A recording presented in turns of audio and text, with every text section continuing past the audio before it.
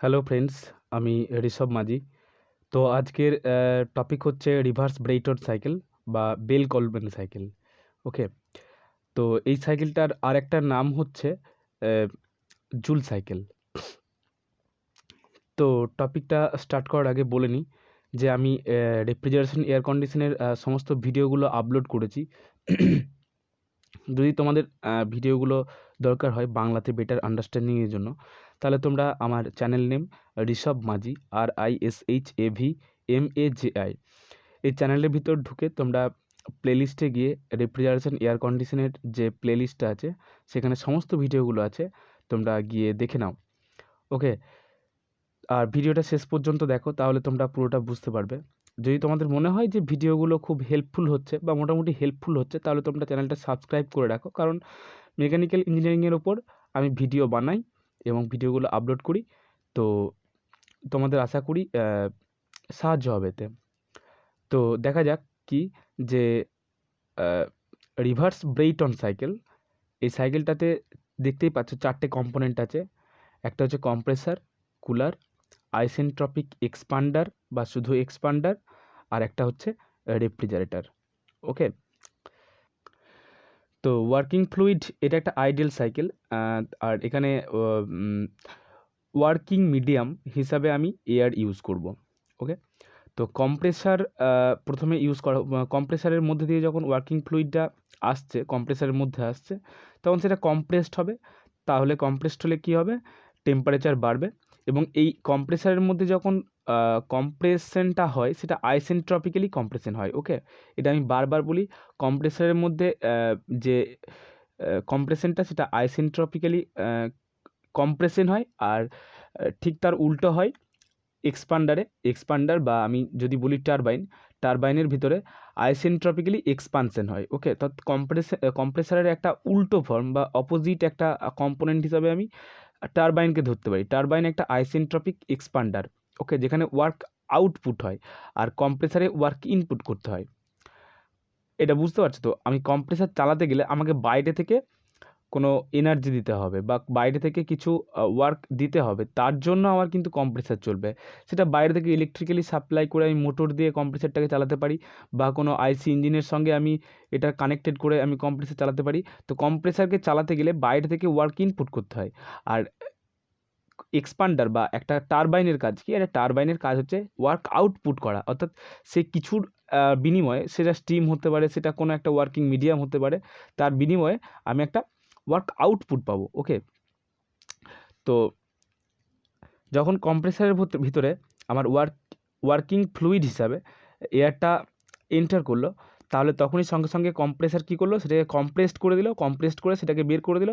এবার যদি কোনো গ্যাস, সেটা যাই হোক না কেন, সেটা যদি কম্প্রেসড হয়, তাহলে কি হবে, তাহলে সেটা তার ভলিউম ডিক্রিজ করবে, প্রেসার ইনক্রিজ করবে এবং টেম্পারেচার ইনক্রিজ করবে। ওকে, সরি, তাহলে সেইটা যখন তো কী হবে, সেটা ভলিউমটা কমে যাচ্ছে, প্রেসার ইনক্রিজ হচ্ছে, অর্থাৎ হাই প্রেসার এবং হাই টেম্পারেচার নিয়ে কুলারে ঢুকছে। এবার কুলার, এখানে কিন্তু কনডেন্সার ইউজ করা হচ্ছে না, এখানে কুলার ইউজ করা হচ্ছে। এটাকে তুমি এক প্রকারের কনডেন্সার ভাবতে পারো, বাট কনডেন্সার না, এটা কুলার। কুলার কী করছে, এটা হাওয়া বা জল যে কোনো কিছুর সাহায্যে এখান থেকে হিট রিজেকশন করছে, এবং সেটা কিন্তু কনস্ট্যান্ট প্রেসারে হিট রিজেকশন করছে। ওকে, এটা কিন্তু ইম্পর্টেন্ট জিনিস, এখানে কিন্তু কনস্ট্যান্ট প্রেসারে হিট রিজেকশন হচ্ছে। ওকে, তো কম্প্রেসার থেকে যখন কুলারে ঢুকছে তখন সেটা কনস্ট্যান্ট প্রেসারে হিট রিজেকশন করছে, টেম্পারেচারটা কমিয়ে দিচ্ছে, কিন্তু প্রেসারটা চেঞ্জ করছে না। ঠিক আছে, তো তো 3 থেকে যখন 4-এ ঢুকছে, অর্থাৎ 3 থেকে যখন 4-এ আসছে, সেটার মধ্যে দিয়ে একটা একটা এক্সপান্ডার থাকছে, সেটা আইসেন্ট্রপিক্যালি এক্সপান্ড করছে, অর্থাৎ এক্সপান্ড করছে। তার মানে কি, এক্সপান্ড করছে মানে প্রেসারটা ফল করছে আর ভলিউমটা ইনক্রিজ করছে। তাহলে যখনই আমার প্রেসার ফল করে ভলিউম ইনক্রিজ করবে, তখন সেখানে টেম্পারেচারও ফল করবে, তো টেম্পারেচার কমে যাবে খুব স্বাভাবিকভাবে। তাহলে এখানে এসে ওয়ার্কিং ফ্লুইডটা ঠান্ডা হয়ে যাচ্ছে, যথেষ্ট ঠান্ডা হয়ে যাচ্ছে। তো এখানে কী হবে, আমার একটা ওয়ার্ক আউটপুট হবে। কারণ কি, এটা একটা টারবাইনের মতো কাজ করছে। এখানে পি আর ভি এই দুটো যদি চেঞ্জ হয়, তাহলে পরে জানবে সেখানে কোনো না কোনো ওয়ার্ক ইনপুট বা আউটপুট হচ্ছে। তো যেহেতু প্রেসার এবং ভলিউম দুটোই চেঞ্জ হচ্ছে, যদি কোনো একটা কিছু স্থির থাকতো তাহলে সেটা আলাদা ব্যাপার হতো, কিন্তু যেহেতু প্রেসার ভলিউম দুটোই চেঞ্জ হয়ে যাচ্ছে, প্রেসার কমে যাচ্ছে ভলিউম বেড়ে যাচ্ছে, তার জন্য এখানে একটা ওয়ার্ক আউটপুট হবে। ওকে, এবং ফাইনালি সেটা রেফ্রিজারেটরের ভিতরে ঢুকবে এবং যেখানে তার রেফ্রিজারেটিং ইফেক্টটা আমি পাবো, অর্থাৎ ডিজায়ার্ড ইফেক্টটা পাবো, এবং তারপরে অর্থাৎ এখানে ওয়ার্ক হিট গেন হবে এখানে, এবং আবার তারপরে এটা চলে আসবে কম্প্রেসারে। ওকে, তাহলে 1 to 2 process 1 to 2 isentropic compression, কম্প্রেসারের ভিতরে আইসেন্ট্রপিক কম্প্রেশন হয়। Next 2 to 3 constant pressure heat rejection, এখানে কনস্ট্যান্ট প্রেসারে হিট রিজেক্ট করবে। প্রসেস 3 to 4 আইসেন্ট্রপিক এক্সপানশন, এখানে আইসেন্ট্রপিক্যালি এক্সপানশন হবে। Process 4 to 1 constant pressure heat addition, constant pressure এখানে হিট অ্যাডিশন হবে। এখানে কিন্তু প্রেসার কোনো চেঞ্জ হবে না, এই এক্সপান্ডার থেকে বেরোনোর পর যে প্রেসারটা এখানে ঢুকবে 4 থেকে যখন 1-এ যাবে তখন কিন্তু প্রেসারের কোনো চেঞ্জ হবে না। রেফ্রিজারেটর ঢোকার আগে যে প্রেসার আর রেফ্রিজারেটর বেরোনোর পর যে প্রেসার সেটা কিন্তু সেম থাকবে। ওকে, তো এটাই ছিল এইটার রেফ্রিজারেট এই রিভার্স ব্রেটন সাইকেলের মেন ওয়ার্কিং সাইকেলটা। এরপর যদি আমি এটাকে পিভিটিএস ডায়াগ্রামের মধ্যে দেখি, আচ্ছা এখানে আমি একটা কথা বলি, এখানে কেন হিট অ্যাডিশন হবে? হিট অ্যাডিশনটা কেন হবে? এখানে তোমাদের মনে হতে পারে যে হিট তো এখানে চলে যাচ্ছে, মানে এইটা তো আমার রুমের ভিতরে থাকছে, এটা রেফ্রিজারেটরটা তো আমার রুমের ভিতরে থাকবে, তাহলে রুমটাকে তো ঠান্ডা করা আসল উদ্দেশ্য। হ্যাঁ, ঠান্ডাই তো করছে, কারণ আমি আগের একটা ভিডিওতে দেখো বলেছি, যেখানে আমি বলেছি যদি আমার 1 কাপ বরফ থাকে রুমের ভিতর, তার মানে কি বরফটা তো গলে যাবে। বরফটা কেন গলবে? বরফটা গলবে কারণ হিট অ্যাডিশন হবে বরফটার মধ্যে। বরফটার মধ্যে যদি হিট অ্যাডিশন হয়, তাহলে বরফটা যদি হিটটাকে অ্যাবজর্ব করে, তাহলে কী হবে? বরফটা গলে যাবে এবং রুমটাকে ঠান্ডা করবে। এবার সেইটাই হচ্ছে এখানে রেফ্রিজারেটরের ফান্ডা, কি যে আমার হিট এটাকে অ্যাবজর্ব করবে, এখানে হিট অ্যাবজর্ব হবে এবং রুমটাকে ঠান্ডা করবে। যেহেতু এই জিনিসটা ঠান্ডা, রেফ্রিজারেটর জিনিসটা যে জিনিসটা তৈরি হবে সেই জায়গাটাই তো ঠান্ডা জায়গা, তার জন্যই তো রুমটাকে ঠান্ডা করে নিজে হিট অ্যাবজর্ব করবে। ওকে, তাহলে এখানে হিট অ্যাডিশন হচ্ছে রেফ্রিজারেটরে। ওকে, তো চলে আসে আমি পিভিটিএস ডায়াগ্রামে। দেখো পিভিটিএস ডায়াগ্রাম যদি এখান থেকে শুরু করি, যদি পিভি ডায়াগ্রামটা দেখি, তাহলে এখানে প্রথমে ভলিউমটা বাড়ছে, প্রেসারটা বাড়ছে, কারণ কম্প্রেসারের ভিতরে আমার কম্প্রেশন হচ্ছে, কম্প্রেশন হলেই প্রেসার বাড়বে এবং ভলিউম কমবে এবং টেম্পারেচার বাড়বে। তাহলে এখানে ভলিউম কমছে এবং প্রেসার বাড়ছে, তাহলে 1 to 2 প্রসেসে কী হবে? ভলিউম কমবে এবং প্রেসার বাড়বে। দেখো এখানে কিন্তু ভলিউমটা কমছে আস্তে আস্তে, আমি যদি এখানের ভলিউমটা দেখি আর এখানের ভলিউমটা দেখি কমে যাবে, এখান থেকে এতটা ভলিউম কমছে এবং প্রেসারটা আস্তে আস্তে বাড়ছে, কারণ এইখানের যে প্রেসার আর এইখানের যে প্রেসার অনেকটা বেশি। তাহলে ভলিউম কমছে, প্রেসার বাড়ছে। 2 to 3 কী হচ্ছিলো? কুলারে কনস্ট্যান্ট প্রেসারে হিট রিজেকশন হচ্ছিলো, তাহলে কনস্ট্যান্ট প্রেসার পরিস্থিতিটা, তাহলে হিট রিজেকশন হচ্ছে কনস্ট্যান্ট প্রেসারে, তাহলে এটা কনস্ট্যান্ট প্রেসারে চলে আসছে। ওকে, কনস্ট্যান্ট প্রেসারে ভলিউমটা কমছে। নেক্সট 3 to 4 কী হচ্ছে? আইসেন্ট্রপিক এক্সপান্ডারের মধ্যে ঢুকছে। এই যে 3 to 4 প্রসেস আইসেন্ট্রপিক এক্সপান্ডারের মধ্যে ঢুকছে। আইসেন্ট্রপিক এক্সপান্ডারের মধ্যে ঢুকলে কী হবে? আইসেন্ট্রপিক এক্সপান্ডারের মধ্যে ঢুকলে এক্সপান্ড করবে গ্যাসটা, এক্সপান্ডার নাম ওই জন্যই, এক্সপান্ড করবে। এক্সপান্ড করা মানে কি? ভলিউমে বেড়ে যাওয়া। ভলিউমে বেড়ে যাওয়া মানে কি? প্রেসার ফল করা। প্রেসার ফল করা মানে কি? টেম্পারেচার ফল করা, অর্থাৎ টেম্পারেচার কমে যাওয়া। অনেকটাই টেম্পারেচার কমে যাবে, অনেকটাই প্রেসার ফল করবে এবং অনেকটাই ভলিউম পাবে। তাহলে এখানে কি হচ্ছে? 3 to 4 প্রসেস, ভলিউম কমছে এই যে আস্তে আস্তে, প্রেসার কমছে আস্তে আস্তে, ভলিউমটা বাড়ছে আস্তে আস্তে। এই যে এখানে 3 যে ভলিউম আর 4 যে ভলিউম বেড়ে যাচ্ছে, প্রেসার কমছে, এখানে 3 যে প্রেসার আর 4-এর যে প্রেসার, এই 3 থেকে 4-এর প্রেসার অনেকটা কমে যাচ্ছে, তাহলে প্রেসার ফল করছে, ভলিউম বাড়ছে।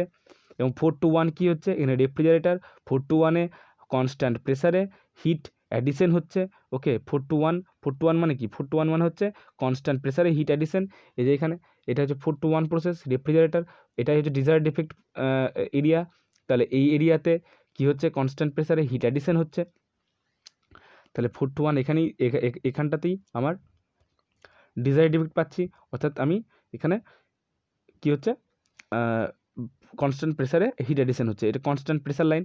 ঠিক আছে, এখানে প্রেসার কোনো চেঞ্জ হচ্ছে না, একটাই পয়েন্ট পাবো, কিন্তু ভলিউমটা আস্তে আস্তে বেড়ে যাচ্ছে, অর্থাৎ অরিজিনাল পজিশনে চলে আসছে, ইনিশিয়াল পজিশনে চলে আসছে ভলিউমটা। ওকে, এবার টিএস ডায়াগ্রামটা দেখি। টিএস ডায়াগ্রামটা দেখি 1 to 2 1 to 2 1 to 2 কী ছিল, কম্প্রেসার ওয়ার্ক মানে কি, কম্প্রেসড কীভাবে হচ্ছে, আইসেন্ট্রপিক্যালি হচ্ছে, অর্থাৎ এন্ট্রপি চেঞ্জ হচ্ছে না, এই যে এটা এন্ট্রপি লাইন, এটা টেম্পারেচার লাইন, তাহলে এন্ট্রপি চেঞ্জ না হয়ে টেম্পারেচারটা আস্তে আস্তে বেড়ে গেল। তারপরে কী ছিল, তারপরে ছিল কুলারে কী ছিল, কনস্ট্যান্ট প্রেসারে হিট রিজেকশন হচ্ছিলো, অর্থাৎ হিট চলে যাচ্ছিলো এখান থেকে, তাহলে এটা কনস্ট্যান্ট প্রেসার লাইন, হিটটা আস্তে আস্তে কমতে থাকছে, এন্ট্রপি আস্তে আস্তে কমতে থাকছে। ওকে, তারপরে কী হচ্ছিলো 3 to 4 3 to 4 কী হচ্ছিলো, 3 to 4 ছিল আইসেন্ট্রপিক এক্সপান্ডার, এন্ট্রপি সেম থাকবে কিন্তু কিন্তু হিট রিজেকশন হবে, অর্থাৎ টেম্পারেচার ফল করবে, কারণ কি ভলিউম বেড়ে যাচ্ছে, প্রেসার কমে যাচ্ছে এবং টেম্পারেচার কমে যাচ্ছে, তাহলে টেম্পারেচারটা আইসেন্ট্রপিক্যালি কমবে এবং কমার পর আবার 4 to 1 রেফ্রিজারেটর ছিল, সেখানে কনস্ট্যান্ট প্রেসারে হিট অ্যাডিশন হচ্ছিলো, এই যে 4 to 1 কনস্ট্যান্ট প্রেসারে হিট অ্যাডিশন হচ্ছে, টেম্পারেচার বাড়ছে, এন্ট্রপিও আস্তে আস্তে বাড়ছে এবং ইনিশিয়াল পজিশনে পড়ছে, অর্থাৎ এইভাবে একটা সাইকেলকে ফুলফিলি কমপ্লিট করছে।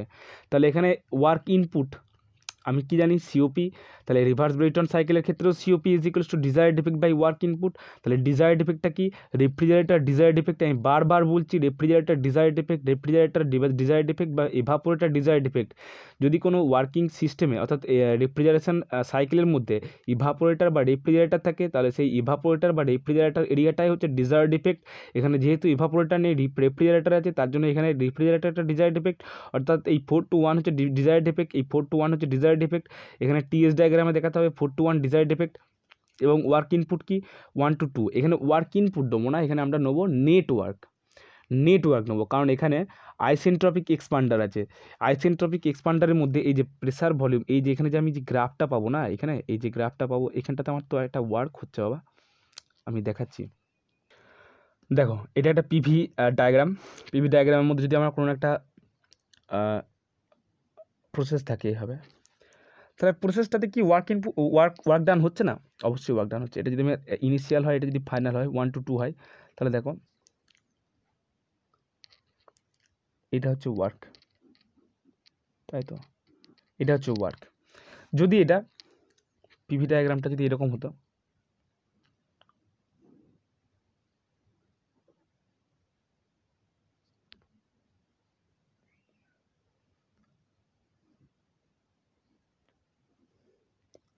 তাহলে এইটা হতো ওয়ার্ক।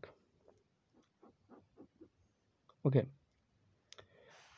তো আমার তো এখানে ওয়ার্ক পাচ্ছি, যেহেতু ডায়াগ্রামটা এরকম, দেখো এরকম হচ্ছে, তাহলে এটা ওয়ার্ক পাচ্ছি, এটা ওয়ার্ক আউটপুট হচ্ছে, আর এখানে ওয়ার্ক ইনপুট হচ্ছে, তাহলে আমাকে নেটওয়ার্কটা নিতে হবে। তাহলে নেটওয়ার্ক কি, নেটওয়ার্ক হচ্ছে যে পরিমাণ ওয়ার্ক আমি কম্প্রেসারে ইউজ করছি, অর্থাৎ কম্প্রেসারে যে পরিমাণ ওয়ার্ক আমি দিচ্ছি, ইনপুট করছি, আর যে পরিমাণ ওয়ার্ক আমার আউটপুট হচ্ছে এক্সপান্ডার থেকে, সেটা যদি আমরা বিয়োগ করি, অর্থাৎ যদি আমি নেটওয়ার্কটা পাই, সেটাকে আমি ইউজ করব। ওকে, তাহলে আমার সিওপি ইজ ইকুয়ালস টু কী হবে, COP is equal desired effect by এটা নেটওয়ার্ক ইনপুট বলাটা এখানে হবে না, কারণ এখানে আরটা আমার ওয়ার্ক আসছে, তার জন্য নেটওয়ার্ক। ওকে, নেটওয়ার্ক তাহলে আমার H1, এবার দেখো এটা T1 - T4, এবার T is directly proportional two H, কারণ আমরা H ইজ ইকুয়ালস টু জানি MCP T, ঠিক আছে, DT বাই T। তাহলে টিটা কী হচ্ছে, চেঞ্জ ইন টেম্পারেচার বা টেম্পারেচারটা কী হচ্ছে, তাহলে ডিরেক্টলি প্রপোর্শনাল টু এইচ, কারণ মাস এবং সিপি অর্থাৎ specific hit at constant pressure, তো সেটা যদি কনস্ট্যান্ট থাকে আর যদি মাসটা কনস্ট্যান্ট থাকে, তাহলে আমার পড়ে থাকছে টিটা, তাহলে T is directly proportional to H. তাহলে আমি বলতে পারি যে এটা H1 বা T1, এটা H4 বা T4, এটা T3 বা H3, আর T2 বা H2। ওকে, তাহলে আমি এটা বলছি যে এই T1 - T4, তার মানে হচ্ছে যে H1 - H4, এটাই হচ্ছে আমার ডিজায়ার্ড ইফেক্ট। আর ওয়ার্ক ইনপুট কি, কম্প্রেসারে যে পরিমাণ ওয়ার্ক দিয়েছি আর এক্সপান্ডারে যে পরিমাণ ওয়ার্ক আমি পাচ্ছি, সেটা যদি আমি বিয়োগ করি, তাহলে আমি নেটওয়ার্ক পাবো। তাহলে WCটা কি, WCটা কম্প্রেসার ওয়ার্ক কোথায় পাবো, 1 to 2, অর্থাৎ T2 - T1 হচ্ছে কম্প্রেসার ওয়ার্ক, অর্থাৎ H2 - H1 হচ্ছে কম্প্রেসার ওয়ার্ক। আর এক্সপান্ডার ওয়ার্ক কি, এক্সপান্ডার ওয়ার্ক হচ্ছে H3 - H4। ওকে, তাহলে H2 - H1 হচ্ছে কম্প্রেসার ওয়ার্ক, আর H3 - H4 হচ্ছে এই এক্সপান্ডারের ওয়ার্ক। ওকে, তাহলে এটা আমি বিয়োগ করলে পরে আমি নেটওয়ার্ক পাবো। তাহলে desired effect by net work is equals to COP. তাহলে আমার এটা করলে এটা আসছে, আমি যদি সিম্পলিফাই করি এটাকে তাহলে এটা পাবো, এবং এটা থেকে সিম্পলিফাই করলে এটা পাবো। কী আছে 1/H2 - H3/H1 - H4 - 1, এটা হচ্ছে আমার COP of rivers Brayton cycle.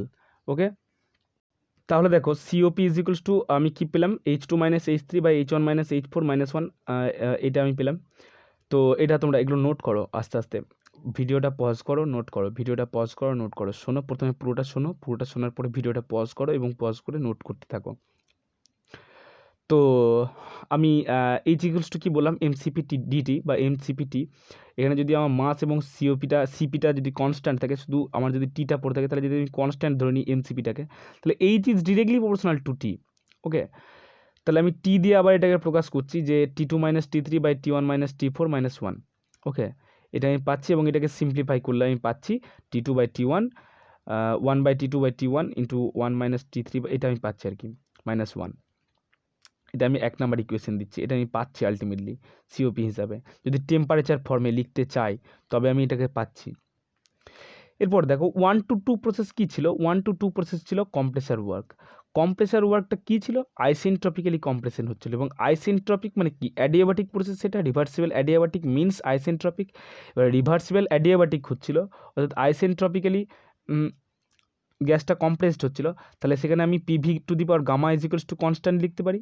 Okay, PV to the power gamma is equals to constant, এবার পিভি ইজ ইকুয়ালস টু কি, পিভি ইকুয়ালস টু এমআরটি, এবং এখানে তো আমি PV equals to MRT use করবো না, কারণ এটা একটা অ্যাডিয়াবাটিক প্রসেস।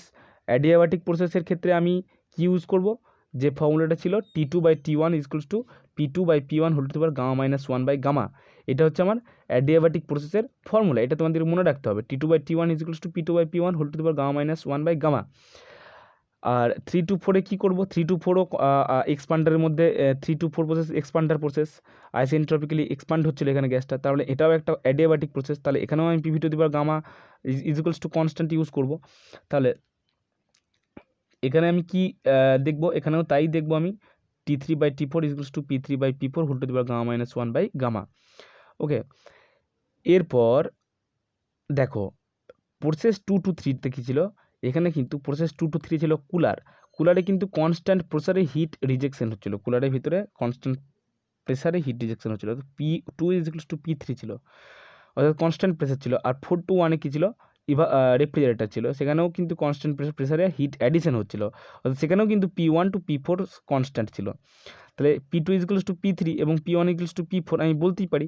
তাহলে আমি এখানে যদি লিখি P2 is equals to P3 যদি পুট করি, P2 এর জায়গায় যদি P3 পুট করি, তাহলে এটা P3/P1 হচ্ছে, আর P1 এর মান যদি P4 পুট করি, তাহলে এটা P3/P4 হচ্ছে। তাহলে T2/T1 is equals to P3/P4 whole to the power gamma minus 1/গামা হচ্ছিল, পাচ্ছি আমি। আর এখানে T3/T4 is equals two already হয়ে যাচ্ছে P3/P4 whole to the power gamma minus 1/গামা। তাহলে এই দুটো সমান হয়ে যাচ্ছে, এই দুটো সমান হয়ে গেলে আমি বলতে পারি T2/T1 is equals to T3/T4।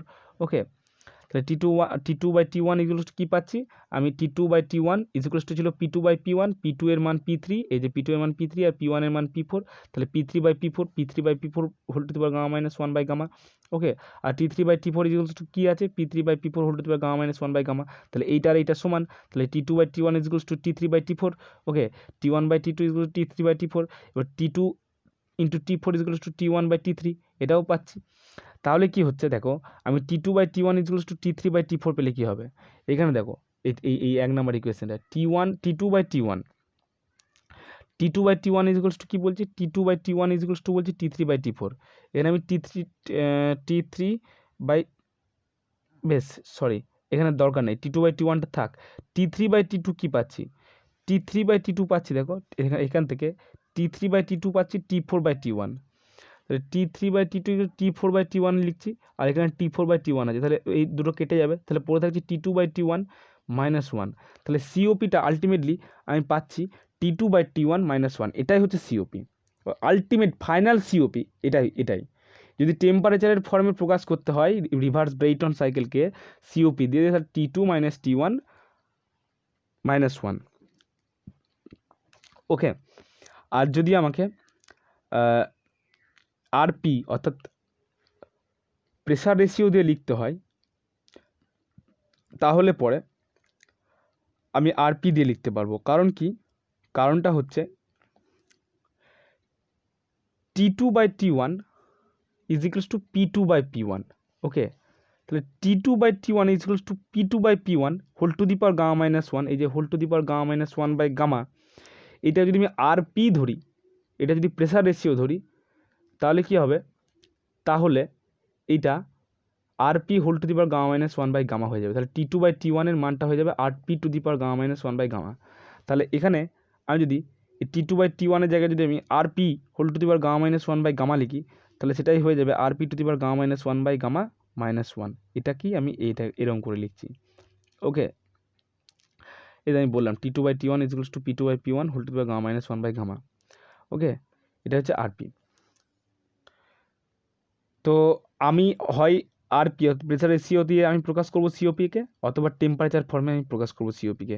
তাহলে অ্যাকচুয়ালি আমি যদি প্রেসার রেশিও দিয়ে প্রকাশ করতে চাই, তাহলে দেখো T2/T1 is equals to P2/P1 is equals two RP। এই P2/P1টা অ্যাকচুয়ালি কী সেটা দেখি আমরা। P2/P1টা কী গ্রাফ থেকে দেখি। দেখো এটা হচ্ছে P2, এটা P1। ওকে, আমি যদি এটা পাই, এখানটাতে দেখি এভাবে যদি একটা ডট ডট ডট ডট টানি, আমি যদি এখান থেকে একটা ডট ডট ডট ডট টানি, তাহলে এখানে পাবো P2, আর এটা যদি আমি একটা ডট ডট ডট ডট টানি, তাহলে এখানে পাবো আমরা P1 পাবো এখানটাতে, আর এখানে পাবো আমরা P2। তাহলে আমার প্রেসার রেশিওটা কী ছিল, P2/P1। ওকে, তার মানে কি P2টা হায়ার প্রেসার আর P1টা লোয়ার প্রেসার। তার মানে RPটা কি, প্রেসার রেশিওটা কি, higher pressure by lower pressure. Okay, তো এখানে সেটাই বলা হয়েছে RP প্রেসার রেশিওটা higher pressure by lower pressure, কারণ P2 is equals to P3 equals to higher pressure, আর P1 is equals to P4 equals to lower pressure. Okay, তো এখান থেকে আমি কিছু অ্যাজাম্পশন দেখে নিই, যে air is used as working fluid in reverse Brayton cycle because of low weight per ton of refrigeration.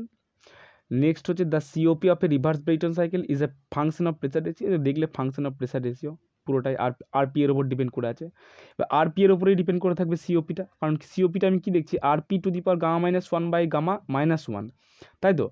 তাহলে কী হবে, যদি RP বাড়ে তাহলে COP কমবে, আর RP যদি কমে তাহলে COP বাড়বে, কারণ এটা ইনভার্সলি প্রপোর্শনাল হয়ে আছে COPর সঙ্গে। এবার যদি RP যদি কমে যায় তাহলে COP বাড়বে, আর RP যদি বেড়ে যায় তাহলে COP কমে যাবে। আমি যদি এই গ্রাফ থেকে দেখি COP অফ RBC মানে হচ্ছে রিভার্স ব্রেইটন সাইকেল, তাহলে COP আর যদি RP প্রেসার রেশিও যদি আমি একটা গ্রাফ করি, একটা অ্যাক্সিসকে আমি যদি COP অফ RBC ধরি আর একটা অ্যাক্সিসকে যদি আমি RP ধরি, তাহলে দেখো RP যখন মিনিমাম তখন দেখো COP ম্যাক্সিমাম, আর RP যখন ম্যাক্সিমাম তখন দেখো COP মিনিমাম, তাই নয় কি। এখানে COPটা মিনিমাম, এখানে COPটা ম্যাক্সিমাম, এখানে RPটা মিনিমাম, এখানে RPটা ম্যাক্সিমাম। তাহলে RP যখন মিনিমাম তখন COPটা ম্যাক্সিমাম পাচ্ছি এখানে, আর RP যখন ম্যাক্সিমাম তখন COPটা মিনিমাম পাচ্ছি। তার মানে এখান থেকে বোঝা যাচ্ছে যে COP অফ RBC অর্থাৎ COPটা RP এর সঙ্গে ইনভার্সলি প্রপোর্শনাল হয়ে আছে, অর্থাৎ COP বাড়লে RP কমবে, আর RP বাড়লে COP কমবে, এইভাবেই ইনভার্সলি হয়ে আছে। আর এখানে আরেকটা টপিক আছে কি, heat rejection ratio HRR। It is defined as the ratio of heat rejection across the condenser to the refrigeration effect, অর্থাৎ HRR is equals to QC by RE। QC হচ্ছে কি কম্প্রেসারের মধ্যে যে হিট অ্যাডিশন হচ্ছিল, আর এখানে কি হচ্ছে রেফ্রিজারেশন যে এফেক্টটা আছে REটা, সেটার রেশিও হচ্ছে HRR, হিট রিজেকশন রেশিও। অর্থাৎ COPটা আমি পেতে পারি 1/HRR - 1। এই দুটো ফর্মুলা হচ্ছে ইম্পর্টেন্ট, কখনো কখনো নিউমেরিক্যাল করতে গেলে লাগবে, ঠিক আছে। তো the value of heat rejection ratio is always greater than 1 if HRR is equals to 1 then it violates second law of thermodynamics. Okay, এটা ক্লসিয়াস স্টেটমেন্ট থেকে পাচ্ছি। কেননা যদি আমার HRRটা যদি 1 হয়ে যায়, হিট রিজেকশন রেশিওটা যদি 1 হয়ে যায়, তাহলে কী হবে, এটা 0 হয়ে যাবে, তাহলে 1/0 ইনফিনিটি হয়ে যাবে। COP ইনফিনিটি, এটা হতে পারে কখন, COP ইনফিনিটি মানে একটা মেশিনের এফিসিয়েন্সি, কর্মদক্ষতা, সেটা কখনো ইনফিনিটি হতে পারে না। এটা যদি ইনফিনিটি হয় তাহলে থার্মোডাইনামিক্সের লটাই ভায়োলেট হয়ে গেল, সেটাকে আমার মানে নেগলেক্ট করা হলো।